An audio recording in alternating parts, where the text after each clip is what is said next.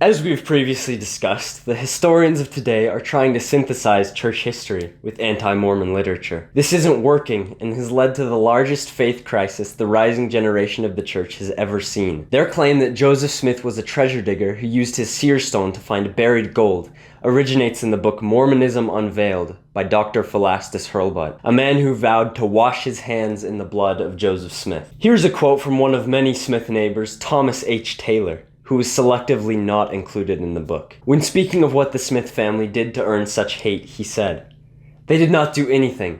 Why, these rascals at one time took Joseph Smith and ducked him in the pond that you see over there, just because he preached what he believed and for nothing else. And if Jesus Christ had been there, they would have done the same to him." When speaking of those who called the Smiths rogues and liars and told terrible stories, he said, "Oh, they are a set of damned liars. I've had a home here and been here, except when on business, all my life, ever since I came to the country, and I know those fellows.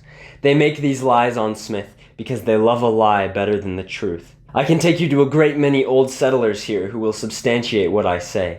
You will find they don't know anything against those men when you put them down to it. They could never sustain anything against Smith." After being convicted of endangering the life of the prophet in Kirtland, and having his wife run off with his Methodist pastor, Dr. Philastus Hurlbut's name and reputation were ruined, forcing him to broker a deal with Egbert D. Howe, another anti-Mormon of the day, to publish the book under his name.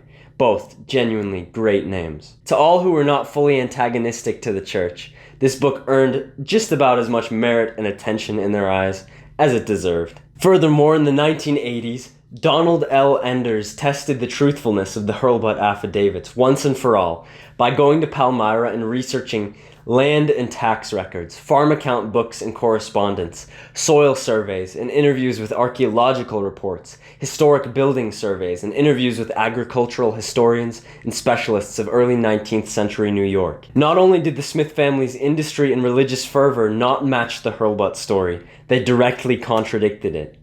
A look at the list of Smith family labors and income sources would make the hardest worker blush. They were undoubtedly the hardest working family in all of Palmyra, and the most active in their children's religious education. Not just every Monday night like we do, but every single night.